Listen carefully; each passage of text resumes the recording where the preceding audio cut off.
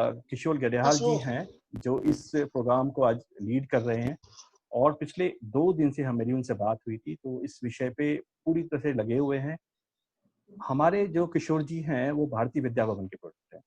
और भारतीय विद्या भवन की जो ज्योतिष के अंदर जो पकड़ है, जो वो एक-एक ग्रह के बहुत गूढ़ता से लेके जाते हैं, और उसके बाद भी देखिए, वो जो भी कोई विद्यालय है, वो किसी भी विषय को बीज रूप में देता है। उसमें कुछ लोग होते हैं जो उस बीज को ज़मीन में डाल के उसको पल्लवित करते हैं और पूरा जीवन निकालते हैं उसके ऊपर।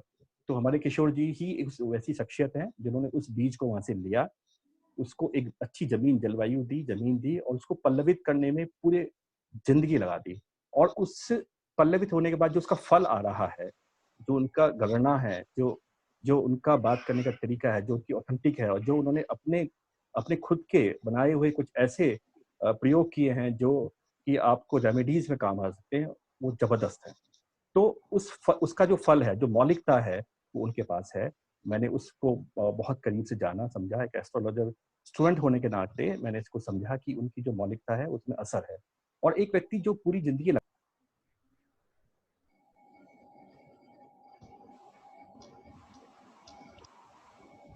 अच्छा अनुभव लिया। तो आज हम अपने विषय पे चलते हुए थोड़ा-सा मैं 2 मिनट के लिए ग्रहण को बता दूँ, ग्रहण क्या है मेरी नज़र में। देखिए, ग्रहण के 2 पहलू हैं, एक तो साइंटिफिक पहलू है, साइंस की नज़र में ग्रहण होता है, और जो पहलू है वो है स्पिरिचुअल। तो साइंस ने तो बताया कि एक उसका एक पैटर्न है, उस पैटर्न के अंदर पृथ्वी के चारों तरफ चंद्रमा अपनी परिक्रमा करता है, और पृथ्वी सूर्य की परिक्रमा करती है।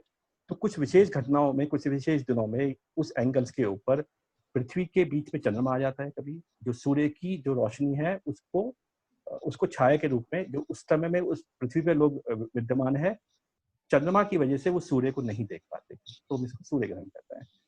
कभी-कभी बीच में ऐसा भी होता है, ये सब टाइम का कैलकुलेशंस हैं, जिसमें सूर्य और चंद्रमा के बीच में पृथ्वी आ जाती है, तो उससे भी चंद्र ग्रहण होता है। तो ये एक साइंटिफिक पहलू है। लेकिन भारतीय मनीषियों ने, ज्योतिषियों ने इस बात को समझा कि जैसे जैसे कि चंद्रमा होता है, उसका प्रभाव पृथ्वी पे बहुत ज़्यादा है। देखिए, जो पृथ्वी पे जो समुद्र है, उसमें जो ज्वार-भाटे आते हैं, उसका मेन कारण चंद्रमा ही है। तो उन्होंने जाना कि जितने भी ग्रह हैं हमारे इस सूर्यमंडल के अंदर, उनका कोई कॉस्मिक प्रभाव पृथ्वी पे पड़ता है, और अगर वो पड़ता है, तो उसका प्रभाव क्या हमारे पशु-पक्षी, पेड़-पौधे और मानव पे भी पड़ता है।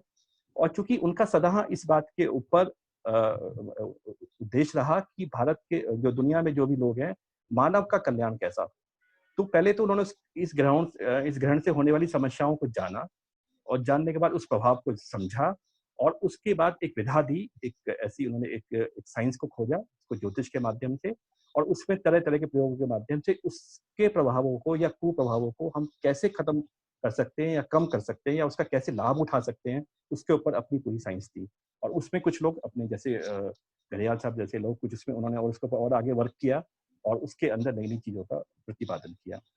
तो अभी जहाँ तक मैं थोड़ा-सा और समझता हूँ कि मैंने अपनी लाइफ में 3 पूर्ण सूर्य ग्रहण देखे हैं। एक तो 1980 में आया था, जैसे मैंने निकाला 16 फरवरी 1980 को पूर्ण ग्रहण दिखाई दिया था।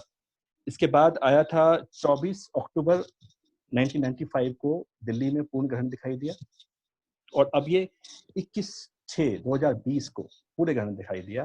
देखिए, ये इतना महत्वपूर्ण क्यों है? क्योंकि ये सूर्य ग्रहण रविवार को ही पड़ रहा है, एक बात। नंबर 2, ये करीब-करीब बड़ा दिन होता है, क्योंकि हर 3 महीने के बाद एक बड़ा दिन आता है, जिसमें 3 महीने की कैलकुलेशंस होती है, दूसरी बात। तीसरी बात, मिथुन राशि के अंदर ये ग्रहण पड़ रहा है, और इस वक़्त पूरा विश्व कोरोना वायरस से भी अ, मतलब परेशान है। चौथी बात, जो बड़ी विशेष बात मुझे लगती है कि मिथुन राशि के अंदर 3 नक्षत्र आते हैं। अभी तक जो कोरोना वायरस था, हमने उसको देखा, वो आर्द्रा नक्षत्र में था। आर्द्रा का मतलब होता है नमी। तो लोगों को आँसू निकाल दिए उसने। लेकिन अब वो राहु सूर्य के नक्षत्र में चल रहा है, तो सूर्य ग्रहण का राहु जो सूर्य नक्षत्र में उसका पड़ना, मेरी नज़र में एक बहुत अद्भुत और विशेष बात है, जिसके ऊपर पूरे विश्व को और ज्योतिष समाज के लोगों को विशेष ध्यान देना चाहिए। चौथा जो विशेष घटना ये है कि एक ही महीने में 3 ग्रहण पड़े हैं, 2 चंद्र ग्रहण, 1 सूर्य ग्रहण। 5 जुलाई 2020 को पहला चंद्र ग्रहण पड़ा जो वृश्चिक राशि में था, दूसरा सूर्य ग्रहण जो 21 तारीख को पड़ेगा, और तीसरा चंद्र ग्रहण फिर वो 5 जुलाई को पड़ेगा। पहला 5 जून को और दूसरा 5 जुलाई को पड़ेगा। तो 3 ग्रहण एक ही महीने में आना ज्योतिष के लोगों के लिए एक बड़ा ही कौतूहल का विषय है। और सच जानिए कि मैंने जो 5 जून को जो 2020 में ग्रहण पड़ा वो वृश्चिक राशि पे था, तो कई ऐसे वृश्चिक राशि के लोगों को मैंने काफी विविध हालत में देखा और मैं देख रहा हूँ। तो मैं गरियाल साहब के माध्यम से ये जानना चाहूंगा कि किस तरह से इस ग्रहण को हम लें, और उसका पहला पार्ट ये होगा, और दूसरा हम इसकी क्या रेमेडी कर सकते हैं। और इस हमारे डॉक्टर साहब से मैं जानना चाहूंगा कि जो एक रेखी मास्टर हैं, कि इस समय का हम कैसे उपयोग करें। और तीसरा, चूंकि मैं एक स्पिरिचुअल जगत से आया हूँ, ओशो का सन्यासी हूँ, तो मेरा एक रास्ता साधना का रास्ता है। तो इस बारे में कुछ मैं अपनी बात रखना चाहूंगा कि इस समय का उपयोग साधना में कितना हो सकता है। और मैंने कई कई चंद्र ग्रहण और सूर्य ग्रहण में इसका प्रयोग किया है, और निसंदेह मैं बिल्कुल ऑथेंटिक होकर ये बात कह सकता हूँ कि इसका बहुत ही जबरदस्त प्रभाव पड़ता है, बहुत ही जबरदस्त प्रभाव पड़ता है। तो सबसे पहले मैं किशोर दयाल साहब से प्रार्थना करूंगा कि वो अपने विषय पे अपनी जानकारी दें। नमस्कार सर, आप लोगों ने बड़ी अच्छी जानकारी दी। और दिनेश जी, विशेष तौर से आपने जो साइंटिफिक जो रीजन दिए वो बहुत अच्छे थे। और क्योंकि एक ज्योतिषी होने के नाते, और क्योंकि आज मेरे को दायित्व दिया गया है कि मैं लोगों तक ये मैसेज पहुंचाऊं कि ये ग्रहण क्या करने वाला है भारतवर्ष पे और विश्व पे, और प्रत्येक राशि पे इसका क्या क्या प्रभाव पड़ेगा। तो जैसा कि आपसे हमारी बातचीत हो रखी थी, तो इस पर काफी काम किया गया है। तो ज्यादा समय ना लेते हुए मैं जो हूँ प्रारंभ करता हूँ अपने को। 21 जून 2020 को ये सौर ग्रहण यानी सूर्य का ग्रहण जो है मिथुन राशि और मृगशिरा नक्षत्र के प्रथम चरण में पड़ेगा, और सॉरी चतुर्थ चरण में पड़ेगा। और यहाँ मैं एक बार बता दूं कि मिथुन राशि जो है वो वायु तत्व की राशि है और द्वि स्वभाव राशि मानी गई। दूसरी बात, जैसा कि अभी हमारे आदरणीय दिनेश जी ने बताया कि रविवार का दिन है और सूर्य का ग्रहण है, तो ये बहुत ज्यादा एक इंपॉर्टेंट फैक्टर जुड़ जाता है। अमावस्या तो उस दिन है ही है। तो कहीं ना कहीं एक प्रकार का हवा मीडिया के थ्रू या माया कैलेंडर के थ्रू क्रिएट किया गया है कि क्या उस दिन धरती जो है विनाश की ओर जाएगी या विनाश होगा। जैसे कि आपको याद होगा 2012 में एक इस पे मूवी भी बनी थी कि ये बताया गया था कि माया सभ्यता कह रही है कि 2012 में संभवतः दिसंबर माह में दुनिया खत्म हो जाएगी। तो ऐसे कोई भी कयास जो लगाए जा रहे हैं वो निरर्थक साबित होने वाले हैं। पहली बात तो ये है। तो दूसरी बात ये है कि और अगर हम इसको ग्रहण को और डीप देखते हैं, तो ये ग्रहण 10:30 बजे से लेके 13:48 तक दिल्ली में दिखाई देगा। और हम दिल्ली देश की राजधानी के हिसाब से बात करेंगे, क्योंकि भारतवर्ष में जगह जगह अलग अलग टाइम से दिखेगा और कुछ शहरों में नहीं भी दिखेगा और कुछ में दिखेगा। जैसे कि देहरादून और चमोली में ये ग्रहण बहुत अच्छी तरह से एक पट्टी के रूप में दिखाई देगा। यहाँ मैं एक बात और बता दूं कि ये कंकण आकृति ग्रहण है, और करीब करीब 3-4 सेकंड का समय ऐसा होगा जब धरती पे दिन के समय अंधेरा हो जाएगा, रात हो जाएगी। जैसे अभी हमारे आदरणीय दिनेश जी ने बताया कि अक्टूबर 95 के महीने में 95 में 1995 अक्टूबर में जो ग्रहण लगा था, उसमें भी एक ऐसा ही हुआ था कि दोपहर में चिड़िया वापस अपने घोंसलों की तरफ आने लगी थी, थोड़ा अंधेरा सा छा गया था। ऐसा इस बार भी होगा, लेकिन ये 2-3 सेकंड के लिए होगा और उसको हम पूर्ण सूर्य ग्रहण के रूप में देखते हैं। लेकिन ये कंकड़ आकृति ग्रहण माना जा रहा है, क्योंकि विश्व परिदेश में जब ये ग्रहण खुलेगा तो ये कंगन की आकृति ले लेगा, जिसको हम रिंग सेरेमनी के हिसाब से देखते हैं। एक अंगूठी के आकार में रिंग सा बन जाता है। खैर वो एक विज्ञान का विषय, और मैं ये कहूंगा कि कदापि भी जो भी हमारे अच्छे जागरूक पाठक हैं या उनके बच्चे हैं, इसको नंगी आंखों से देखने का प्रयास ना करें कि बहुत ज्यादा नुकसानदायक होगा। अगर देखना है तो काले चश्मे से या एक्सरे की उससे देखें, और किसी अच्छे विशेषज्ञ की सानिध्य में ही देखें। वैसे ना देखें तो बहुत अच्छा रहेगा। इसके अतिरिक्त हमारे जो पंचांग इत्यादि में पंडित वगैरह बताते आ रहे हैं कि गर्भवती महिलाएं या अशक्त जो बड़े बुजुर्ग वो ना देखें, तो खैर हम उस पर नहीं जा रहे। हम सिर्फ ये बात कर रहे हैं कि ये अब थोड़ा और अगर डीप देखते हैं तो ये के चौथे चरण में है, और ये जो है मिथुन राशि का पहला दृश्यकांड बनता है, जिसमें जो आकृति बनी है वो एक स्त्री की आकृति है जिसने आभूषण पहने हुए होते हैं।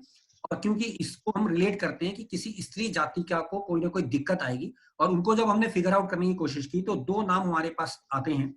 एक उनमें से जो है वो लंदन की जो वो है महारानी है, उनका यानी इंग्लैंड की महारानी का एक योग बनता दिखाई देता है, क्योंकि लंदन में भी इस ग्रहण का बड़ा इफेक्ट रहने वाला है। अभी मैं राशि अनुसार बताऊंगा कि किस किस जगह पे या किस किस शहर में इंपॉर्टेंट रखेगा। इसके अतिरिक्त एक बड़ी इंटरेस्टिंग बात नजर आती है, वो ये नजर आती है कि जो कांग्रेस की जो अध्यक्षता है या वर्तमान में जो कांग्रेस की जो हेड कर रही है सोनिया गांधी, उनकी जो राशि है वो मिथुन राशि है, उनकी राशि पर भी ये ग्रहण पड़ेगा, तो उनकी सेहत में दिक्कतें आएंगी। खैर वो जब राशि में चलेंगे जब बताऊंगा, लेकिन नॉर्मल में बात कर रहा हूँ। तो इस दौरान जो हम बात कर रहे हैं, सूतक जो हमारा यहाँ माना गया है, वो 20 जून की रात को 10:20 से आरंभ हो जाएगा, जिसमें क्या क्या नहीं करना होता वो सब आप जानते ही हैं, सब विद्वान लोग हैं। अब बात करूंगा कि इस दौरान बुध, शुक्र, शनि, गुरु और राहु केतु हमेशा रहते हैं, लेकिन ये 4 ग्रह और वक्री हो जाएंगे, तो कुल मिलाकर 6 ग्रह वक्री होंगे, जिसकी वजह से भी थोड़ा सा इम्पैक्ट डराने का किया गया मीडिया के द्वारा। और क्योंकि मिथुन राशि द्विस्वभाव और वायु तत्व की राशि है, और इस कारण इस ग्रहण की वजह से जो धरती पे जो प्रभाव पड़ेंगे, ओवरऑल मैं बात कर रहा हूँ, भारत की बात नहीं करूंगा, पूरी धरती की बात कर रहे हैं। हवाई दुर्घटना होने के बहुत प्रबल योग बनेंगे, गैस लीक होना, विस्फोट होना, आंधी तूफान आना, आंधी और तेज हवाओं का चलना। और यहाँ पर एक बात बताऊं, क्योंकि मिथुन राशि में भी पड़ रहा है और साथ ही साथ मृगशिरा नक्षत्र में पड़ रहा है, तो किसी बड़े महत्वपूर्ण व्यक्ति का सेक्स स्कैंडल जो है वो आउट आएगा या बाहर आएगा। इसके कारण, क्योंकि मिथुन राशि प्रभावित हुई और मंगल भी प्रभावित हो रहा है, तो भूकंप, रेल दुर्घटनाएं, ज्वालामुखी का फटना, गोलीबारी होना, चोरी चकारी के योग भी इस ग्रहण के दौरान ज्यादा देखे जाएंगे। और यहाँ मैं स्पष्ट कर दूं कि ये जो ग्रहण प्रभाव है द्विस्वभाव राशि में होने के कारण, कुछ विद्वान ये मानते हैं कि साल भर में ये कुछ कुछ समय रुक रुक कर होता रहेगा, लेकिन जो आधुनिक गणनाएं ये कहती हैं कि जब सूर्य ग्रहण पड़ता है तो उसका इफेक्ट धरती पर 1 महीने के लिए मान्य माना जाता है, जब तक सूर्य राशि परिवर्तन नहीं करते हैं।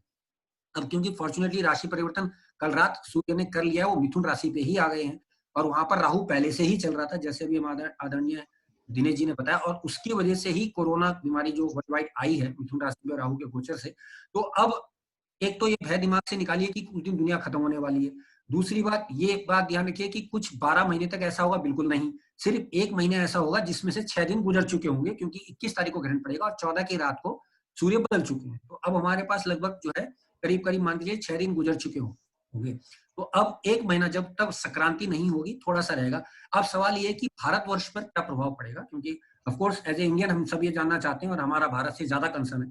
तो अब एक एक पॉइंट ऑफ व्यू को देखते हुए चलते हैं। तो सबसे पहले, क्योंकि ये मिथुन राशि पे पड़ रहा है, तो मिथुन राशि वैश्य वर्ग की राशि भी आती है और ये व्यापार वर्ग से संबंधित है। तो यहाँ एक बड़ी अजीब सी बात आ रही है कि व्यापार वर्ग को जो आर्थिक हानियां हो रही थी अब तक, उनमें अब सुधार के योग बनेंगे, क्योंकि सूर्य जब वहां पहुंचेगा, सूर्य बुध का जो है मित्र माना गया है या बॉस माना गया है एक प्रकार से, और बुध की राशि है, यानी सरकार कुछ ऐसे कदम उठाएगी जिससे व्यापार वर्ग को राहत मिलेगी। और प्रेजेंटली आप अगर कल की ही न्यूज देखें तो कल अमित शाह जी ने दिल्ली प्रदेश के व्यापारियों के लिए, दिल्ली के लिए राहत का बात अनाउंसमेंट कर दिया। मैं लेकिन पूरे भारत की बात करूंगा, तो भारतवर्ष के लिए व्यापारियों के लिए कोई आर्थिक पैकेज तो मैं नहीं कहूंगा, लेकिन कुछ ना कुछ राहत की बातें, संभवतः टैक्स, जीएसटी में छूट, कुछ तरह की बातें नजर आती हुई नजर आ रही हैं। अब दूसरी बात, तो महिलाएं होंगी, क्योंकि जैसा मैंने बताया कि ये जो सिम्टम है स्त्री और आभूषण वाली स्त्री से संबंधित है। उच्च वर्गीय महिलाएं, जिनमें मैंने 2 महिलाओं का जिक्र भी किया है, राजा एवं प्रभावशाली मंत्री, नाच गाने वाले लोग, क्योंकि मिथुन राशि है, यमुना तट पर रहने वाले लोग, ये एक बड़ी इंटरेस्टिंग बात नजर आ रही है। और यमुना तट की जब मैं बात कर रहा हूँ तो विशेष तौर से जो यमुना के किनारे के जो बनते हैं, वो खासतौर से जैसा कि हम सब जानते हैं कि एक तो आपका आगरा हो गया, दिल्ली हो गया, या यमुना तट के आसपास के लोगों को थोड़ी सी परेशानी मिलने के योग बन रही है। और जो समझ में आ रहा है वो हो सकता है कि संभवतः कुछ भूकंप का इस तरह का कुछ वो बने, क्योंकि अगर हम उसकी दिल्ली की बात करते हैं, दिल्ली को राशि वाइज वृश्चिक राशि दी गई, तो वृश्चिक राशि से कोई लिंक नजर नहीं आता, इससे 6ठे भाव में पड़ेगी। तो फिलहाल फिर भी मान लेते हैं कि थोड़ी बहुत तनाव मिल सकते हैं। अब यहाँ इंटरेस्टिंग बात यह है कि देश के राजा पर अगर ग्रहण पड़ता है तो क्या देश पे प्रभाव पड़ेगा? वेरी नेचुरल, क्योंकि प्रधानमंत्री जो है वो वृश्चिक राशि से संबंधित है, उनके ये ग्रहण 8वें भाव में पड़ेगा, जो कि बहुत खराब माना गया है, मृत्यु तुल्य कष्ट। लेकिन क्योंकि उनकी खुद की दशाएं अच्छी हैं, तो वो ये बता रही कि उनका विरोध थोड़ा सा बढ़ने वाला है, उनको कोई ना कोई तनाव मिलेगा या और उनको परेशानी होगी। जहां तक एक इंपॉर्टेंट महिला सोनिया गांधी जी की मैंने बात की, उनकी हेल्थ में सीवियरली कोई ना कोई नुकसान आता हुआ मुझे नजर आता है। वैसे भी उनके 8वें भाव से शनि का गोचर चल रहा है, तो हम मानते हैं कि 64वें नवांश से शनि का गोचर थोड़ा सा भारत के, क्योंकि अब भारत की कुंडली की बात करें तो भारत के ये धन भाव में ग्रहण पड़ेगा, 2 नंबर की है, और भारत जो है वो वृषभ राशि का लगन लेकर आया हुआ है और कर्क राशि मानी गई है। अगर राशि से बात करें तो ये 12वां पड़ेगा, हम क्योंकि लगन कुंडली को इंपॉर्टेंस देते हैं, तो धनु वृषभ राशि से दूसरे भाव में धन भाव में पड़ेगा। धन भाव में ग्रहण पड़ने से थोड़ा सा आर्थिक हानि के योग, जैसा कि आप सब जानते हैं कोरोना की वजह से है ही है, लेकिन उनमें रुकावट होगी। जो हानियां अब हो रही थी उनको वो ग्रहण लगेगा, यानी रुकावट बनेगी। अच्छी सफलताएं या कुछ अच्छी डीलिंग्स की बात होगी। जैसा मैंने बताया बार वर्ग को कोई पैकेज वगैरह देगा जिससे गाड़ी को थोड़ा सा पटरी में लाने का प्रयास किया जाएगा। ग्रह क्लेश के योग बनेंगे, और ग्रह क्लेश का मतलब भारत देश की, भारतवर्ष की बात करें, थोड़ा सा भारत में तनाव के योग बनेंगे, क्योंकि कर्क राशि की बात करें और सूर्य भारत का चतुर्थ भाव का मालिक है और सूर्य को ग्रहण लग रहा है, तो कहीं ना कहीं भारत की जनता को कोई ना कोई अराजकता का माहौल होगा।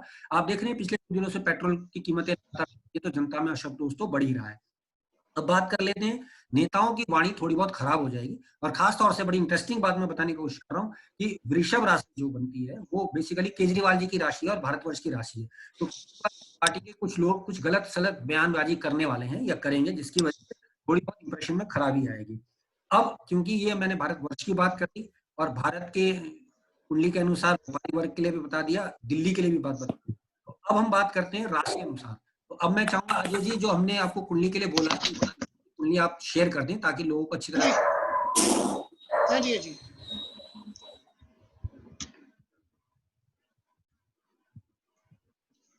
प्रभु जी मेरे पास आवाज नहीं आ रही सर। माइक वो कर लीजिएगा। कौन सा आप बोल रहे हैं अजय जी? इसको एक नंबर का गणेश जी, मेरे पास आवाज नहीं आ रही। तो आप अपना जो व्यू माइक है उसको अनम्यूट कर दीजिए ना, वहाँ देखिए हाथ लगाइए, नीचे एक माइक बना होगा, रेड हो रहा होगा, उसको दबाइए उसको। अजय जी गणेश जी वो कह रहे हो ना आवाज नहीं आ रही, हाँ, तो एक बार फिर से लॉग आउट करें फिर लॉग इन करें। तो कैसे करेंगे वो? तो ऐसा ना उसको फिर प्रेस करें, वो उनसे पूछे किस पे कर रहे हैं लॉग इन, फोन पे किया है, उस पे किया है, लैपटॉप पे किया है। अब वो कैसे पूछे? किशोर सर जी जी जी, हाँ, मैं कुछ बोलना चाहती हूँ, अगर आप परमिशन दे तो कुछ बोल। हाँ, अगर कोई डाउट है बिल्कुल पूछिए। हाँ, मैं ये कहना चाह रही हूँ कि जैसे कि ग्रहण भी जब भी पड़ते हैं तो उसका जो इफेक्ट है वो एक हफ्ते पहले से दिखाई देने लगता है हमारी प्रकृति पर। जी जी, तो ये जो ग्रहण पड़ रहा है वो संडे को पड़ रहा है, और इसको संडे को जो कंकड़ ग्रहण है इसको चूड़ामणि ग्रहण भी बोला जाता है, जो कि इसमें प्राकृतिक आपदाएं या दुर्घटना ये सब आती हैं। जो कल एक भूकंप आया है गुजरात में, तो शायद वो भी इसी से रिलेटेड होना चाहिए। बिल्कुल बिल्कुल। जो तीसरी बात ये है, जो मिथुन राशि पर पड़ रहा है, जो ये प्रकृति की राशि मानी जाती है, और उसका भी इफेक्ट मतलब हमारी जो इंडिया है उस पर, मतलब पूरे भारत देश पर आएगा। और इसके जो लॉर्ड हैं वो बुध हैं, जो ज्ञान की राशि मानी जाएगी। जैसे कि कल सुशांत का वो हुआ है, तो उसमें भी वो जो मतलब 100% तो था ही, वो उसने ओलंपियाड भी क्वालिफाई किया है, और जो कि उसका मतलब था, क्या उसको भी हम इससे रिलेट कर सकते हैं? नहीं, देखिए मैं उसका कहूँगा, ग्रहण की अगर हम बात करें तो किसी एक व्यक्ति विशेष पर उसकी राशि जब तक हमें ना पता हो, हाँ, तब तक हम बात नहीं कर सकते। और उनकी जैसे इसमें आ रहा है कि वो लर्नेड पर्सन की भी जो ज्ञानवान है, या जैसे कि संडे है उसका सूर्य है, तो बड़े लोगों पर भी आता है। तीसरा ये मंगल और शायद राहु का भी नक्षत्र आद्रा, 2 नक्षत्र पर पड़ेगा शायद सर, मैंने देखा था। ये सिर्फ मृगशिरा में पड़ रहा है, मृगशिरा में पड़ रहा है। मेरे पंचांग में 2 में आ रहा था। नहीं, उस दिन चंद्रमा के 2 नक्षत्र आएंगे। उस दिन चंद्रमा के 2 नक्षत्र आ रहे थे। उस दिन चंद्रमा के 2 नक्षत्र हैं चंद्रमा के। अजय जी इसको एक नंबर पे कुंडली बना दीजिए अजय जी, इसको 1 नंबर पे। तीसरा ये आषाढ़ मास में पड़ रहा है, आषाढ़ मास की अमावस्या उसको सूखे का माना जाता है। 1 नंबर में 1 नंबर नवा भाव को लगन बना दीजिए। अच्छा। गण योग है, शायद गण योग पर जो अग्नि का कार्यक्रम में आग बरसना हो सकता है कि कहीं सूखा भी पड़ सकता है सर इसके उससे। जी वो सब मैंने बताया कि रेल दुर्घटना होगी, वायु दुर्घटना होगी, ज्वालामुखी विस्फोट होंगे, क्योंकि मंगल का नक्षत्र एक्टिव है। मंगल का नक्षत्र है, और आषाढ़ मास सूखे के लिए माना जाता है, तो वो सूखा भी मतलब ये जिनका माइक है जरा उसको ठीक करें, उनको अजय जी म्यूट कीजिए, किनका माइक है? चला गया ना, सबको म्यूट कर दीजिए। सबको म्यूट कर रहा हूं मैं भी। सबको म्यूट कर दीजिए। सबको म्यूट कर रहा हूं मैं जी। सारे म्यूट हो गए हैं, सिर्फ किशोर जी अपने आप को अनम्यूट कर लीजिए आप जी। अब क्योंकि हमने भूमिका बता दी है, और अब राशि वाइज मैं आपको बताने का प्रयास कर रहा हूं कि प्रत्येक राशि पर इस ग्रहण का क्या फर्क पड़ने वाला है। और क्योंकि हमने स्क्रीन में 1 नंबर इसलिए लगाया कि आप सब अपनी अपनी राशि से समझ पाएंगे कि किस भाव में वो राशि का ग्रहण पड़ेगा। यहाँ आप देख रहे हैं मिथुन राशि तीसरे भाव में है, यानी मेष राशि वालों के लिए तीसरे भाव में ये ग्रहण रहेगा। और ग्रहण का आप जो हमारे दर्शक जो ज्योतिष से संबंधित नहीं है उनके लिए बता दूं, सूर्य चंद्रमा राहु के साथ तीसरे भाव में है और बुध साथ में है। ठीक है, बुध का ये घर है, वहां पर सूर्य चंद्रमा अवश्य बना रहे और वहां पर राहु के आने से ग्रहण लगा है, या ये मान लीजिए कि राहु तो पहले से था, सूर्य चंद्रमा वहां पर एंटर हुए हैं तो ग्रहण बना है। ठीक है, तो अब मैं बात कर रहा हूँ 1 नंबर वालों की, दैट इज मेष राशि वालों के, जो ये कुंडली बनी हुई है इस समय, उनके लिए ये तीसरे भाव में ग्रहण पड़ेगा। और ये क्योंकि तीसरे भाव को पराक्रम भाव माना गया है, ये ग्रहण मेष राशि वालों के लिए बड़ा लाभदायक रहेगा। एक और रीजन इसका, क्योंकि ये 8वें से 8वां है, ये 8वें भाव से 8वां भाव है, तो उनके जो भी प्रकार से जो नुकसान हो रहे थे या जो रुकावटें आ रही थी वो हटती चली जाएंगी। ये ग्रहण बहुत अच्छा उनके लिए बनने वाला है। तो मेष राशि वालों को ओवरऑल इस ग्रहण से बड़ा लाभ मिलता हुआ नजर आता है। अब बात करूंगा 2 नंबर की राशि की। 2 नंबर आप देख रहे हैं बिल्कुल इस राशि के ठीक पीछे है, इससे दूसरे भाव में ये ग्रहण पड़ रहा है। ठीक है, अब ये दूसरा भाव जो होता है बेसिकली खाने पीने का, धन का, कुटुंब परिवार का होता है। तो उस भाव पे जब ग्रहण पड़ेगा, वृषभ राशि से दूसरे भाव में जब ग्रहण पड़ेगा, तो ये धन की हानि कराएगा और कुटुंब परिवार में क्लेश होगा, वाणी में खराबी आएगी। जैसे एग्जाम्पल अभी केजरीवाल जी का दिया है, आय के नए अवसर भी मिलेंगे, क्योंकि ग्रहण जब लगता है तो जो पुरानी बातें थी वो कट जाएंगी, अब नई बातें भी आएंगी, आय के नए अवसर मिलेंगे। और यहाँ पर मैंने एक और एग्जांपल दिया है, जैसे कि केजरीवाल जी का एग्जांपल मैं बार बार दे रहा हूँ, क्योंकि दिल्ली की हम बात कर रहे हैं, केजरीवाल जी का आपको पता है कोई ना कोई राहत पैकेज उनको दोबारा से मिलता दिख रहा है। संभवतः उनकी डिमांड जो केंद्र से कर रहे हैं वो शायद हो सकता है कि हमारे आदरणीय गृह मंत्री मान लेंगे। अब बात करते हैं मिथुन राशि की। जैसा राशि आप देख रहे हैं उसी राशि में ग्रहण पड़ रहा है, तो ये इनके लगन में यानी इनके सिर पे ग्रहण पड़ेगा। और ये ग्रहण जो होगा इनको बड़ी सावधानी रखनी पड़ेगी, क्योंकि इन राशि में जब ग्रहण पड़ता है तो उस राशि से संबंधित कारक तत्वों को, चलते कामों को ब्रेक लगाता है, रुकावट है। ग्रहण का मतलब आप सब समझते हैं, रुकावट देना, ग्रहण कर लेना, किसी को पकड़ लेना। तो अब यहाँ पर क्या होने वाला है, सबसे पहले सेहत में दिक्कतें आएंगी, कार्य क्षेत्र में परेशानी आएगी, चोट आदि लग सकती है, तो में अधिकता आएगी। और जो मोस्ट इंपॉर्टेंट जो नजर आता है, अष्टम भाव से ये अष्टम पड़ रहा है, और क्योंकि हमने बात की सोनिया गांधी जी की, उनकी राशि में ही पड़ रहा है, मिथुन राशि में ही ग्रहण पड़ रहा है, तो कहीं ना कहीं उनकी सेहत में दिक्कतें आती हुई मुझे दिखाई देती है, कोई ना कोई परेशानी उनको होती हुई दिखाई दे रही है। May be within one month उनको शायद हॉस्पिटलाइजेशन के योग भी, प्रोवाइडेड की उनकी कुंडली कहती है, वो भी हम देखेंगे। अब बात करते हैं कर्क राशि की। जैसा कि आप सब देखते हैं 4 नंबर की राशि केंद्र में है, और इस राशि के ये 12वें भाव में होगा, क्योंकि इस राशि के पीछे ग्रहण पड़ेगा, और 12वां भाव खर्चे का होता है। तो इस राशि वालों के थोड़े से खर्चे बढ़ेंगे, लेकिन आय भी बढ़ेगी। कोर्ट कचहरी से संबंध बनने के बनेंगे, सरकारी चालान कर सकते हैं। ये मैं इसलिए बोल रहा हूँ कि सरकारी चालान का मतलब यहाँ है कि सूर्य को ग्रहण लगेगा, सूर्य सरकार का कारक है, यानी उनको गाड़ी गुड़ी के कागजात वगैरह, इनकम टैक्स के कागजात वगैरह प्रॉपरली रखने चाहिए, उनको कहीं ना कहीं इसमें रुकावट होने के योग बनेंगे। और अगर कोई गैर कानूनी काम वो कर रहे हैं तो इस दौरान वो बच के चलें तो अच्छा रहने वाला है। तो अब क्योंकि ये कर्क राशि की बात हमने करी, और कर्क राशि हमारे देश की राशि भी है, तो देश को काफी राहत इससे मिलेगी, क्योंकि ये इससे 12वें में ग्रहण, 12वें घर में गया तो व्यय हो रहा है। भले ही देश के खर्चे बढ़ेंगे, सरकार पे अधिक से अधिक बोझ होगा, लेकिन फिर भी ये राहत तो देने वाला है भारतवर्ष को। अब बात करूंगा सिंह राशि की, 5 नंबर की राशि, और 5 नंबर से आप देखेंगे ये 11वें घर में ग्रहण पड़ेगा। तो 11वां घर जो है लाभ का होता है, तो लाभदायी रहेगा, क्योंकि ये छठे से छठा भाव पड़ेगा। यहाँ इंटरेस्टिंगली रुके हुए काम बनेंगे, धन की आवक बढ़ेगी, परंतु सूर्य के कारण, क्योंकि सूर्य सिंह राशि का मालिक बनता है, दुर्घटना के योग भी बनेंगे, सावधान रहना अपेक्षित माना जा रहा है। कन्या राशि की बात करें तो कन्या राशि 10वें भाव में ग्रहण होने के कारण सुख सुविधाओं में वृद्धि बढ़ेगी, क्योंकि कामों में ग्रहण लगेगा तो घर के सुख बढ़ेंगे। जैसा कि आजकल आप सब देख रहे हैं, लॉकडाउन में सब आनंद ले रहे हैं, लेकिन कामों में रुकावट मिली हुई है। भूमि वाहन मिलने के योग बन रहे हैं, नौकरी में बदलाव आ सकता है, राजनीति से लाभ होगा, क्योंकि राहु आ गया है 10वें घर में। और साथ ही साथ यहाँ पर हम देखेंगे इनको लोन मिलने की संभावना नहीं, जिन लोगों के मकान लॉकडाउन के कारण या लोन के कारण रुके हुए हैं, उनके मकान मिलने के योग बनेंगे, लोन उनको मिलेगा। अब बात करता हूँ तुला राशि की। तुला राशि से देखें तो 9वें भाव में ग्रहण पड़ेगा, भाग्य भाव में ग्रहण पड़ेगा, धर्म भाव में ग्रहण पड़ेगा। तो अब ऐसे में इनके भाग्य में या कार्यों में रुकावट मिलने के योग बनेंगे, और कोई भी काम आसानी से नहीं होगा। लेकिन एक बात बहुत अच्छी होगी, क्योंकि यहाँ नवा घर जब एक्टिवेट होता है तो हम मानते हैं कि जातक का ध्यान धर्म कर्म की ओर बड़ी तेजी से जाता है। तो ऐसे जातक धर्म कर्म की ओर बढ़ेंगे, यानी कि साधना करने के लिए बहुत अच्छा काम है, जैसा कि अभी हमारे आदरणीय दिनेश जी ने बताया था। और साथ ही साथ यहाँ पर एक बात और होगी कि थोड़ा सा काम आसानी से नहीं होगा, तो यहाँ पर आदमी के अंदर झुंझलाहट आएगी और वो तीव्रता करेंगे, तो अपमान होने के योग भी बनेंगे, तो थोड़ा सा उनको सावधान रहना पड़ेगा या रहना चाहिए। अब बात करूंगा वृश्चिक राशि की। ये सबसे खतरनाक राशि पड़ेगी इस ग्रहण के लिए, क्योंकि ये इस राशि छठा भाव पड़ रहा है, और वृश्चिक राशि से 8वां भाव, तो ये षडाष्टक योग राशि बना रही है, जो आदरणीय नरेंद्र मोदी जी की राशि भी है।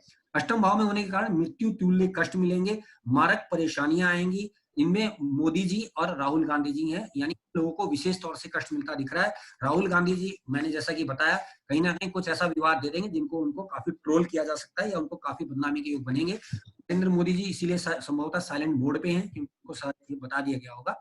बात करेंगे धनु राशि की। धनु राशि में 7वें भाव में ग्रहण पड़ेगा, जो कि जीवन साथी और व्यापार का है। तो व्यापार में थोड़ी बहुत जो रुकावटें थी वो अब सुलटने लगेंगी, और साथ ही साथ जीवन साथी से थोड़ा बहुत तनाव जो था वो हटने लगेगा, लेकिन सेहत में दिक्कतें आएंगी जीवन साथी की, और संतान और धन की चिंता भी थोड़ी बहुत रह सकती है। बात करते हैं मकर राशि की। तो मकर राशि से 6ठे भाव में ग्रहण पड़ेगा, बहुत अच्छी स्थिति है। अब क्योंकि छठे, जैसा कि हम बताएं, 3, 6, 8 और 12 भाव में ग्रहण जब पड़ता है तो ये एक अच्छा होता है। हालांकि 8वें भाव में थोड़ा सा सेहत के लिए खराब इसको माना गया है। बात कर रहे हैं हम लोग मकर राशि की, तो कोर्ट कचहरी मुकदमों से राहत करेगा, सुख की प्राप्ति होगी, निवेश के लिए बहुत अच्छा समय है, कहीं इन्वेस्टमेंट करना चाहें बहुत अच्छा रहेगा, काम की प्रशंसा अवश्य मिलने वाली है इन लोगों को। अब कुंभ राशि की बात करें, राशि से 5, तो संतान से संबंधित थोड़ा सी टेंशन आने के योग बनेंगे, यानी संतान संबंधी कोई परेशानी उनको नजर आ रही है। पैसों का नुकसान होने के योग है, यानी बच्चों ने जो कुछ कहीं एडमिशन लेने की सोची है तो उनमें उनका पैसा इन्वेस्टमेंट होगा, एक प्रकार से मैं निवेश कहूंगा इसको। और साथ ही साथ कोई ये डिसीजन लेंगे जिसमें जल्दबाजी ना करें, अच्छा रहेगा, क्योंकि ग्रहण के थोड़ी बहुत गलतियां भी हो सकती हैं, नुकसान हो सकता है। बात करते हैं अंतिम राशि मीन राशि। जो आप देख रहे हैं वहां से ये 4थे भाव में पड़ रहा है। चौथा भाव क्योंकि घर के सुखों का भाव होता है, तो घर में थोड़ा सा गृह क्लेश का माहौल बनेगा, मतभेद रहेंगे फैमिली में, बदनामी के थोड़े योग बनेंगे। काम के लिए बहुत अच्छी स्थिति हुई, क्योंकि घर पे जब ग्रहण लगेगा तो जातक विशेष बाहर जाएंगे और बाहर जाकर काम करेंगे। तो इस प्रकार से अगर हम देखें, तो अगर लबो लबाब की बात अगर हम करते हैं, तो 1, 5 और साथ ही साथ 6, 10 राशियों को ये बहुत फायदेमंद ग्रहण पड़ेगा। 2, 7 और 9 भावों के लिए राशियों के लिए थोड़ा सा मध्यम, 3, 4, 8 और 11 के लिए थोड़ा सा नेक्स्ट प्रभाव ये रहने वाला है। अब कुछ जो मैंने होमवर्क करा, जो मैंने कुछ चीजें निकाली कि विश्व भर में जो प्रभाव रहेगा, समझ में आया कि खासतौर से जो मिथुन राशि जिन केंद्र में पड़ रही है, जिन देशों के या जिनके लगन में ही पड़ रही है या जिनके दशम में पड़ रही है, उनको ये इफेक्ट बहुत तगड़ा देने वाला है। और जिसमें एक बेस्ट कंडीशन में हम अगर देश देख रहे हैं तो वो अमेरिका है। तो अमेरिका में काफी उठा पटक इस राशि के वाली है। और इस राशि का किशोर, ये हम चंद्र राशि की बात कर रहे हैं, लगन की बात कर रहे हैं? नहीं, मैं चंद्र राशि की बात कर रहा हूँ, क्योंकि ग्रहण को चंद्र राशि से देखा जाता है। यहाँ पर एक जो है अमेरिका है, बेल्जियम है, इटली है, इंग्लैंड के कुछ भाग हैं, तुर्की है, लंदन इसमें इंग्लैंड का आ रहा है, और मेलबोर्न आ रहा है, और सैन फ्रांसिस्को जो हमने निकाले हुए हैं, जो हमको बताए गए हैं कि मिथुन राशि से संबंधित देश हैं। धनु राशि पे भी प्रभाव है, क्योंकि धनु राशि इसके सिर्फ 7वें भाव में पड़ेगी, जिसमें स्पेन, सऊदी अरेबिया और हंगरी नामक देश पड़ रहा है। और जिन घरों में 8वें भाव में राशि पड़ रही है वो नॉर्वे और इजराइल है। तो इन देशों में कहीं ना कहीं कुछ ना कुछ गड़बड़ होने के योग दिन मंथ बनेंगे। भारत के लिए अगर मैं लमसम बात करूंगा तो थोड़ा सा आर्थिक परेशानियों से राहत का योग बनता हुआ दिखाई दे रहा है। भारत के लिए अगर मैं मिलाकर कहूं तो ये ग्रहण काफी हद तक रहेगा, ज्यादा परेशानी या डरने की जरूरत नहीं है। विशेष तौर से सिर्फ जो प्रभाव नजर आता है नरेंद्र मोदी जी की पत्रिका में नजर आ रहा है ज्यादा, क्योंकि वृश्चिक राशि से ये अष्टम भाव का ग्रहण पड़ रहा है, तो थोड़ा सा उनको तनाव में जीवन मिल सकता है। और क्योंकि वो देश के राजा हैं और आध्यात्मिक रूप से बड़े संपन्न है, तो मेरा ऐसा मानना है कि भारतवर्ष को अच्छी तरह से इस परेशानी से निकल पाएंगे। अब कुछ प्रश्न हमारे पे कोरोना से संबंधित बनते हैं कि इस ग्रहण से कोरोना में क्या पड़ने वाला है प्रभाव। तो यहाँ मैं स्पष्ट कर दूं कि कोरोना के लिए अगर हम भारतवर्ष की बात करें तो भारतवर्ष का जो केंद्र का जो ग्रह बनता है, यानी चतुर्थ भाव का जो ग्रह बनता है, वो सूर्य का बनता है, और सूर्य ने राशि परिवर्तन कर लिया है, वो अपने से 11वें भाव में आ गया है, यानी जनता अब लाभ में आ जाएगी। यानी कोरोना की जो है ऑफकोर्स केसेस घटेंगे या बढ़ेंगे मैं उस पर नहीं जाऊंगा, लेकिन कुछ राहत मिलेगी। संभव भारत इसको, या तो ये समझ लीजिए कि जो लोग इसमें पीड़ित हो रहे हैं वो उनकी रिकवरी रेट बढ़ जाएगा, क्योंकि इम्यूनिटी उनकी बढ़ जाएगी।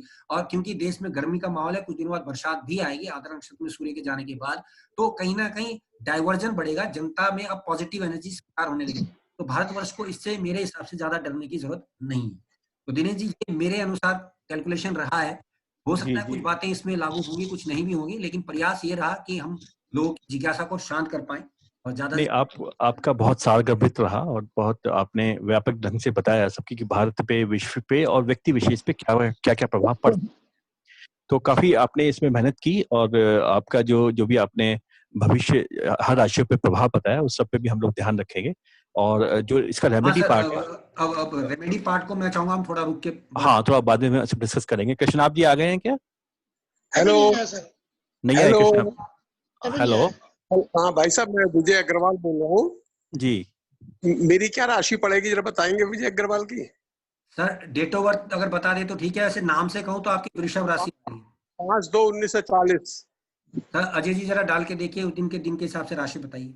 चलिए राशि एक तो ये हो गया। सर एक कौन सी सूचना देना राशि? चाहूंगा सर, एक मिनट सर, एक मिनट प्लीज, हेलो सर देखिए, एक मिनट।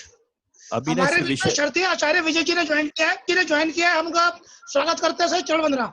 आचार्य विजय जी, स्वागत है सर, स्वागत। आचार्य जी चरण वंदना करता हूँ मैं आपकी। आचार्य विजय जी को बहुत बहुत प्रणाम है मेरा। आचार्य जी विजय जी का फोटो एक बार लाइएगा। आचार्य विजय जी सर अपना वीडियो ऑन कर ले सर, आपके चरण वंदना करना चाहते हैं। आचार्य Vijay ji please video on करें। नहीं, मैं कह रहा हूँ मेरी वृष राशि पड़ेगी विजय की। सर पहले सर आपका नाम से डेट पड़ेगी, पहले अगर ना। आप डेट ऑफ बर्थ बता दें तो कुंडली से पता लग जाएगा। नहीं देखिए, ऐसा उससे विषय थोड़ा भटक जाएगा, इसको बाद में हम डिस्कस कर लेंगे। भाई साहब इसको थोड़ा बाद में डिस्कस कर लेंगे आपकी बात को। अच्छा, ठीक है, और ठीक। जो भी राशि होगी आपको मतलब देख लेना, मैं घड़ियाल साहब का नंबर दे दूंगा, हम ठीक है जी, धन्यवाद। धन्यवाद साहब। विजय जी को विजय जी, आचार्य जी आप अपना थोड़ा वीडियो ऑन कर लीजिए प्लीज।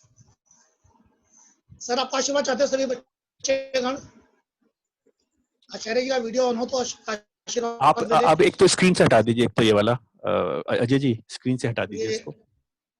हटा दूं वरना स्क्रीन से? हाँ जी जी जी, हो गया। विजय जी,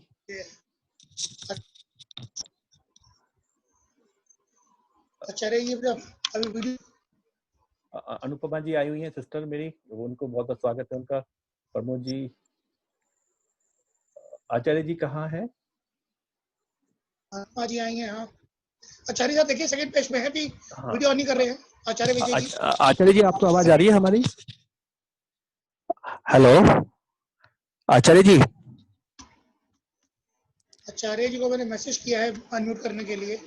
जी सुशील जी हैं क्या इस पे अभी? सुशील तायल जी हैं क्या? शायद सुशील थे तो थे, कोई सुशील तायल जी जिसके बारे में हमारी बात हो रही थी। सर थे, सुशील जी थे, लेट मी चेक। और गिरीश जी आ गए हैं। गिरीश जी, हाँ जी, आप अपनी थोड़ा सा बताइए। आप दिनेश जी आ गए। गिरीश जी आप थोड़ा सा बताइए कि जो आपकी संस्था है, कि जो संकल्प वाली संस्था है, इसके बारे में थोड़ा सा बताइए कम शब्दों में कि आप संस्था में क्या कर रहे हैं। सेवा एक संकल्प के माध्यम से हम लोग एक ब्रिज का काम करेंगे। जो लोग ब्लड डोनेशन करना चाहते हैं और जिन लोगों को ब्लड की रिक्वायरमेंट रहती है, उन दोनों के बीच में एक ब्रिज का काम करने का हमारा जो एक लक्ष्य है, उसको हम पूरा करने की कोशिश में लगे हुए हैं। और कल डॉक्टर नरेश रेहान और के करवाल जी का भी वेबिनार था, तो उसमें उन्होंने हमारी संस्था को काफ़ी अप्रिशिएट किया और कल उन्होंने हमें एक नया टास्क जरूर दिया है, उसके ऊपर भी हम वर्किंग करने की अब स्टार्ट कर दी है आज से कोशिश, कि जो कोरोना से जो लोग रिकवर कर गए हैं, अगर उनका आप डाटा इकट्ठा करके और उनसे बात करके, और प्लाज्मा थेरेपी इस टाइम पे इंडिया में सबसे ज़्यादा कारगर साबित हो रही है, तो अगर उन लोगों को आप मोटिवेट कर सकें और वो प्लाज्मा थेरेपी के थ्रू वो अपना प्लाज्मा डोनेट करने लगे जो कोरोना के सीरियस पेशेंट हैं, तो उस माध्यम से आपका काफ़ी अच्छा योगदान रहेगा समाज के प्रति।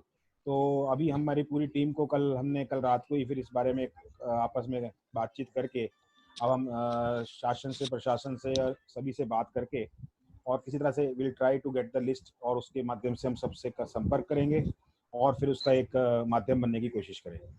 बहुत बहुत शुभकामनाएं आपको हम सबकी तरफ से। और आप ऐसा एक काम कर रहे हैं कि जो आज की प्लाज्मा थेरेपी के हिसाब से आज सबसे ज्यादा आवश्यकता है, और जो कोरोना में जो बहुत ही मतलब एक्यूट पेशेंट हैं जिनको दिक्कतें हैं, उससे प्लाज्मा थेरेपी से निसंदेह काफी फायदा हो रहा है। और उसमें फायदा बड़ा सराहनीय है, और इसके लिए आपको बहुत बहुत साधुवाद है। और कोई वक्ता कुछ बोलना चाहिए? प्रमोद जी आप कुछ बोलना चाहेंगे इस पे? फिर मैं थोड़ा सा इस पे आध्यात्मिक कुछ बोलना चाहूंगा। कुछ बोलना चाहेंगे प्रमोद जी? आप प्रमोद जी, डॉक्टर साहब प्रमोद जी हैं क्या? जी है प्रमोद सर आप कंटिन्यू कीजिए। अच्छा, और आज नहीं प्रमोद जी कुछ आप प्लीज नहीं सर, मैं नहीं बोल पाऊंगा। हमारे बीच एक और बड़ी शख्सियत है, भारत बंसल जी, जो पेशे से एक वकील हैं दिल्ली में, और अभी इन्होंने इलेक्शन भी लड़ा है, और अंक ज्योतिष पे कुछ अपना अलग ढंग का इन्होंने कुछ काम किया है, और बड़ा वो और 2 थेरेपी इन्होंने की है, अंक ज्योतिष, और एक इन्होंने किया है हस्ताक्षर जो साइन थेरेपी है।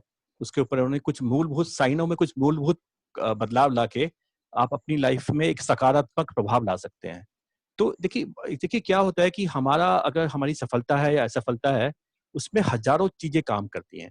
अंक ज्योतिष है, आपका भाग्य है, कर्म है, लेकिन उसमें जो उन्होंने जो विशेष कार्य किया वो किया है कि हस्ताक्षर को, अपनी साइन को थोड़ा सा चेंज करके उनके अनुसार आप अपनी चीजों को बहुत तेजी से, अपनी प्रोग्रेस को बहुत तेजी से ला सकते हैं। तो कभी विषय मिलेगा तो उनसे, उनके ज्ञान को हम अपने बीच में बांटेंगे। और भारत बंसल जी, आपको बहुत बहुत स्वागत है। कुछ आप बोलना चाहेंगे कुछ, भारत जी? भारत जी? नहीं कुछ नहीं। अच्छा, चलिए। तो आपकी साइन थेरेपी को मैंने यूज किया है, मुझे लाभ हुआ है, आपका बहुत बहुत धन्यवाद। देखिए, अब इसके दूसरे पहलू पे आते हैं, जो तो किशोर जी ने बताया। इस समय का एक प्रयोग और हो सकता है जिसको कि तंत्र और मंत्र ने बहुत बहुत सराहा है। उनके अनुसार ये एक प्रकृति की एक ऐसी विशेष घटना है कि जो व्यक्ति के शरीर, तन, मन और उसकी आत्मा पे एक गहरा प्रभाव ला सकती है। एक बहुत पुराने योगी से मेरी बात हुई थी, तो उन्होंने एक मुझे सूत्र दिया था, वो मैं आपके साथ शेयर करता हूँ। उनका ऐसा मानना है कि जिस समय ये सूर्य ग्रहण पूर्ण होने पे और दोबारा वापस आता है और एक एक रिंग बनती है, और जो पहली रिंग बनने के बाद जो पहली किरण आती है, तो उस समय में कुछ समय के लिए आपका आज्ञा चक्र अपने आप खुल जाता है। उनका ऐसा मानना है, क्योंकि ये बड़ी गुप्त ज्ञान उन्होंने बताया। ये भगवान शिव ने माँ पार्वती को दिया। तो उस कुछ समय के लिए, अगर उस समय आप साधना कर रहे हो और उससे आपका समावेश हो जाए, तो आपका जो थर्ड आई चक्र है, जो प्रवेश द्वार है भगवान का, इन सातों के सातों चक्रों में जो सबसे पहला प्रवेश द्वार है वो आज्ञा चक्र है। तो सभी संतों ने और सभी जितने भी भारतीय के जो स्कूल्स हैं या जो परंपराएं हैं, उन्होंने इस आज्ञा चक्र का बड़ा इस्तेमाल किया है, और उन्होंने महिलाओं के लिए भी इस्तेमाल किया और खुद के लिए भी इस्तेमाल किया। तो मैं ऐसा आप लोगों से अनुरोध करूंगा कि थोड़ी साधना में बैठें और इस आज्ञा चक्र। दिनेश जी, आचार्य जी हमारे बीच में सर आचार्य जी आ गए, ऐसा वीडियो के साथ आ गए। अच्छा, चलिए, आचार्य अजय आचार्य जी जी को जय श्री आचार्य जी राम। आचार्य जी, प्रणाम, वंदना। आचार्य जी, आवाज आ रही है आचार्य जी की? प्रणाम आचार्य जी।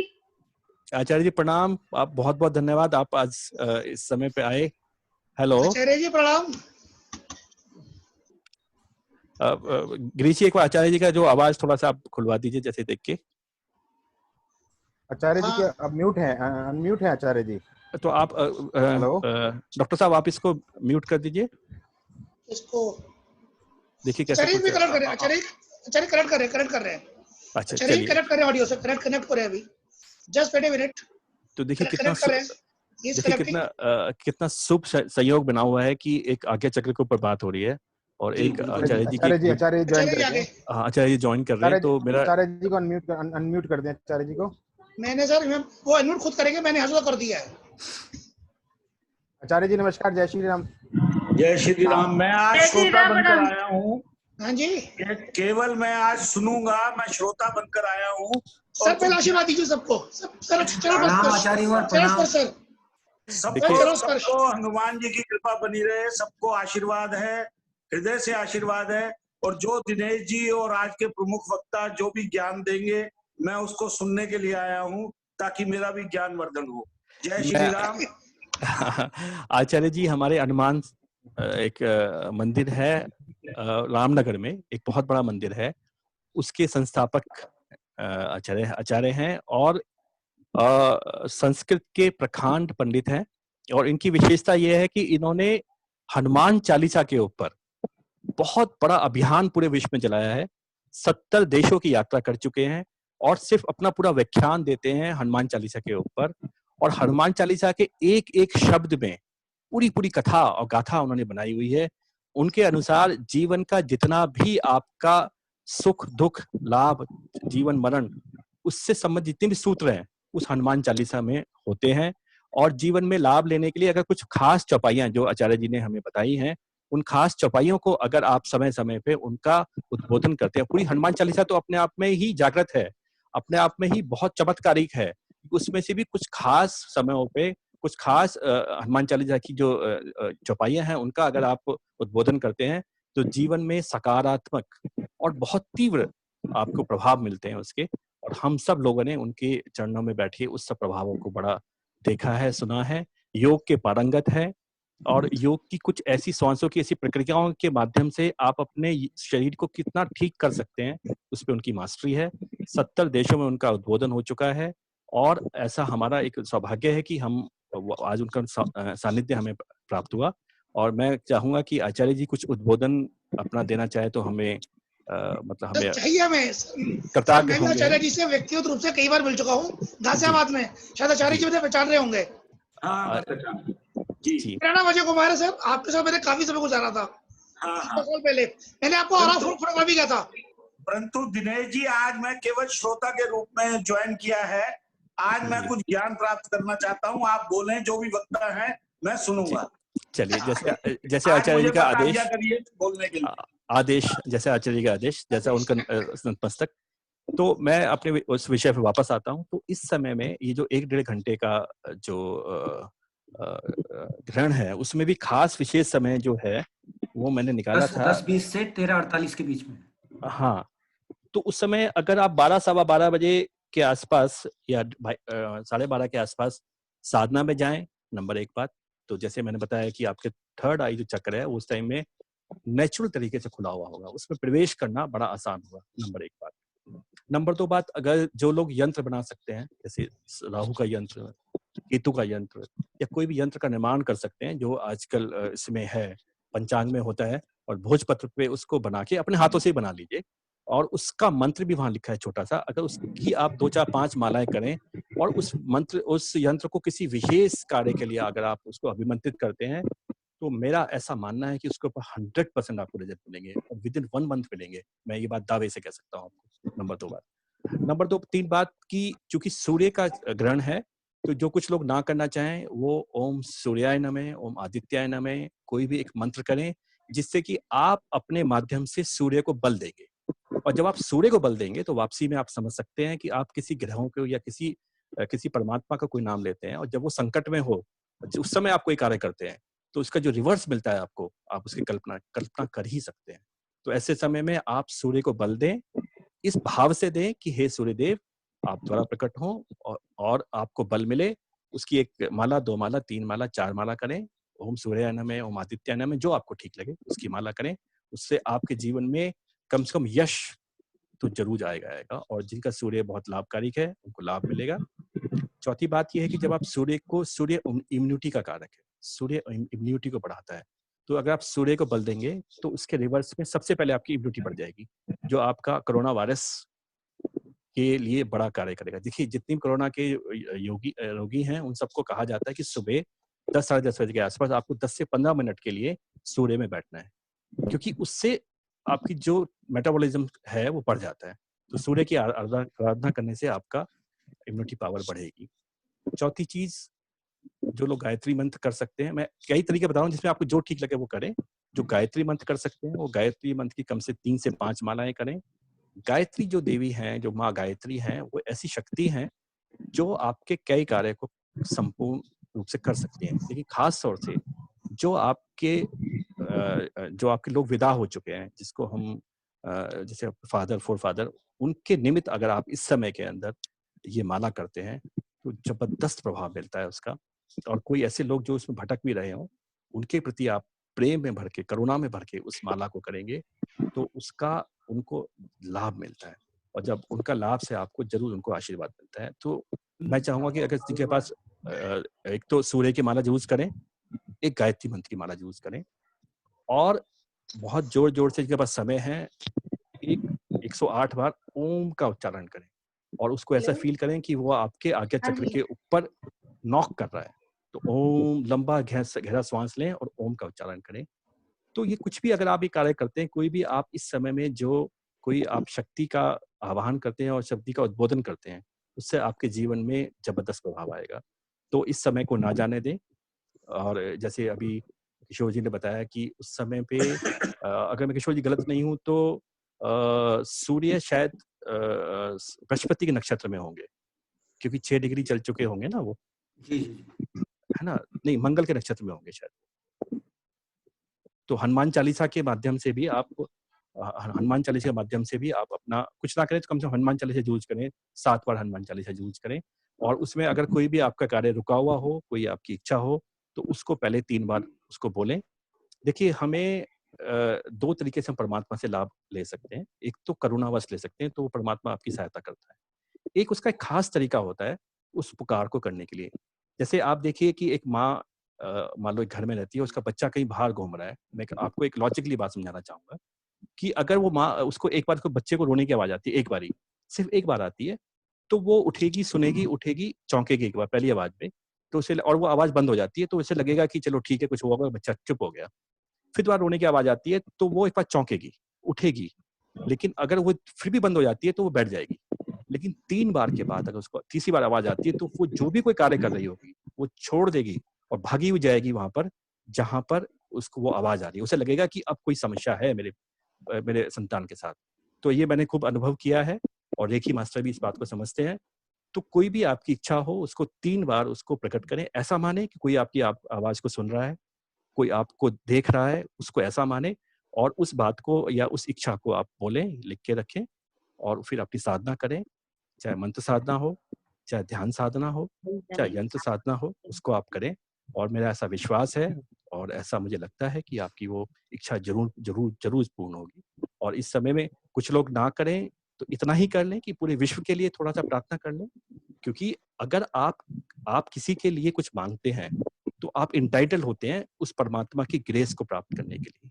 तो इसका उपयोग इतना भी करें, थोड़ा-थोड़ा उपयोग करें, कुछ-कुछ अपनी संविधा कुछ-कुछ जगह डालते रहें, तो उसका मुझे लगता है कि बहुत ज़बरदस्त आपके जीवन पे प्रभाव आने वाला है। तो मैं अब अपनी बात को यहीं विराम दूँगा और कोई और वक्ता कुछ बोलना चाहें तो उसका आह्वान है और मैं डॉक्टर साहब से बोलूँगा। जी। दिनेश जी, मेरी रिक्वेस्ट है जी। कि जो आपने अभी बोला है, जी। अगर आप वो टेक्स्ट मैसेज में बना के सबको भेज दें, तो जो भी अपने पास व्हाट्सएप ग्रुप बने हुए हैं, हम उसमें सर्कुलेट कर देंगे। तो मैं आप में से किसी का भी आह्वान करूंगा कि मैं बोल दूंगा टेस्ट मैसेज अगर आप बना सकें तो मेरे को बड़ी करुणा होगी, बड़ी करुणा होगी मेरे ऊपर। दिनेश जी, इसके बाद तुरंत ये रिकॉर्डिंग मैं अपने चैनल में डालूंगा जी।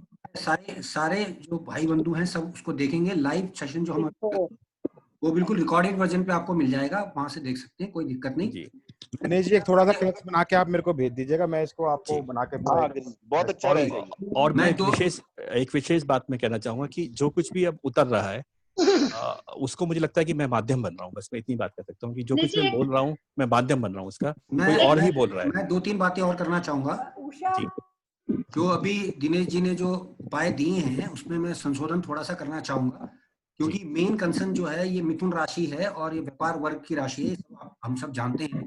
तो यहाँ 2-3 बातें ध्यान रखिएगा। हमारे व्यापारी जो जितने भी बंधु हैं यहाँ पर, उनको ये देखना है सबसे पहले कि क्या वो राहु का काम तो नहीं करते। अगर वो राहु का काम करते हैं तो उनको कदापि राहु का दान नहीं करना है, खासतौर से इस वक्त पे, क्योंकि पंडित वर्ग बता देता है कि राहु की वस्तुएं दान कर लीजिए। तो ये ध्यान रखिएगा, अगर वो राहु का काम कर रहे हैं, जैसे कि शाही का काम है, छापे खाने का काम है, शेयर मार्केट का काम है, मशीनरी से संबंधित, बैटरी से संबंधित काम है जो राहु के काम माने गए हैं, वो लोग कदापि राहु का दान ना करें, वो सूर्य का दान करें।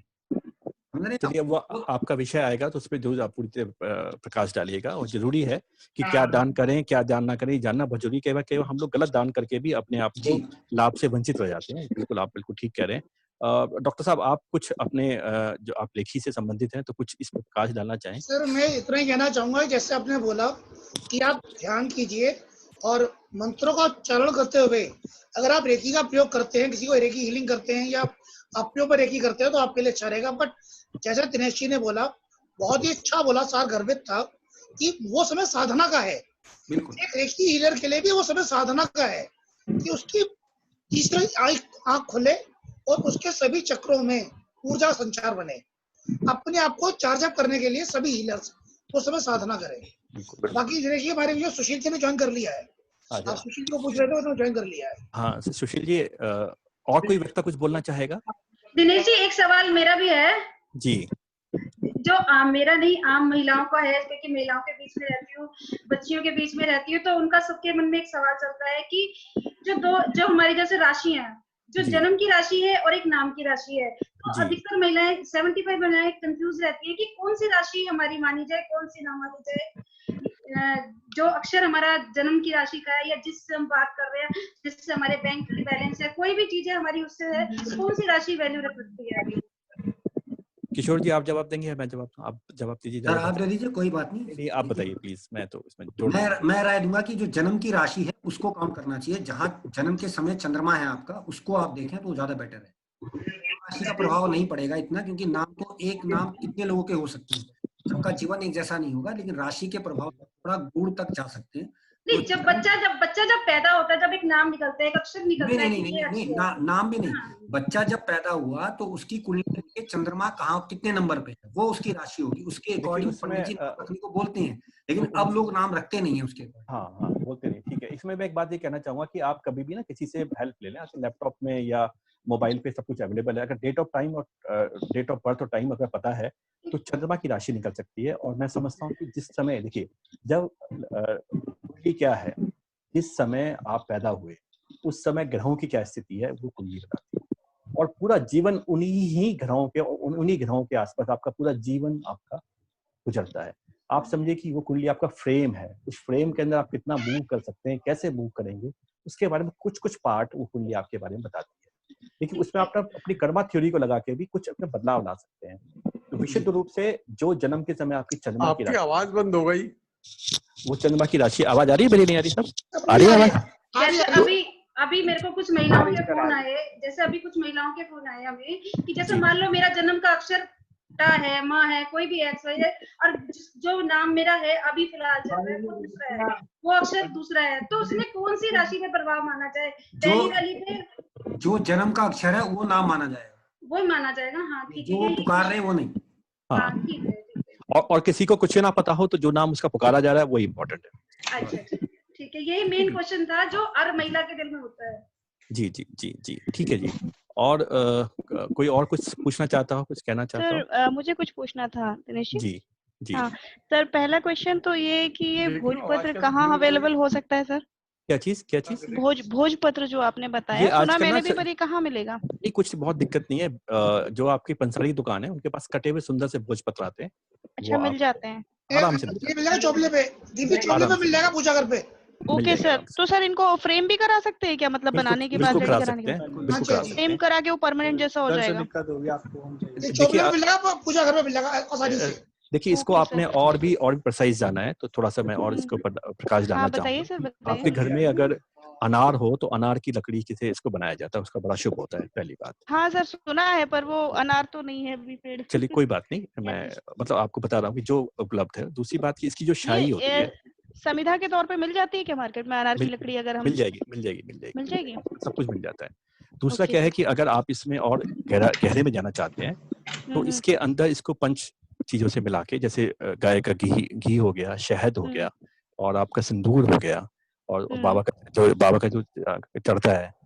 हाँ सर, वो तो जैसे हम माता के श्रृंगार में उनको जो टीका बनाते हैं वो ऐसे ही बनाते हैं, अष्टगंध वगैरह सब मिला के इसको और अच्छी ढंग से इसको और ज्यादा पावरफुल बनाया जा सकता है। तो जो हो, देखिए कुछ ना करना कुछ करने से बेहतर है, कुछ करना कुछ ना करने से बेहतर है। कुछ नहीं मिल रहा है तो भोजपत्र ले आइए, पेन ले आइए, अपना आम पेन जो होता है उससे बना दीजिए। और अवेलेबल है तो इंटेंशन नहीं, देखिए नहीं ऐसा नहीं होता, इंटेंशन नहीं है। मैंने फिर बताया कि कुछ करना कुछ ना करने से बेहतर है। ऐसा ये इतना आसान विषय नहीं है किसी इंटेंशन से बन जाए, ये बहुत गूढ़ विषय है, लेकिन जितना हो जाए उतना बेहतर है। लेकिन जो आपकी जो मंत्र साधना है वो बहुत इंपॉर्टेंट है, वो उसमें प्राण फूकेगी उसके अंदर। सर जैसे मैंने सुना था कि चंद्र ग्रहण के समय किए हुए मंत्र जाप का फल 1,00,000 गुना मिलता है, और सूर्य ग्रहण के समय 10 लाख गुना मिलता है मंत्र जाप का फल। माइथोलॉजी पे मत जाइए, जो हो सकता है हो जाइए, आपका वहाँ होना इम्पोर्टेंट है। इसके बाद सर एक क्वेश्चन और था मेरा जी।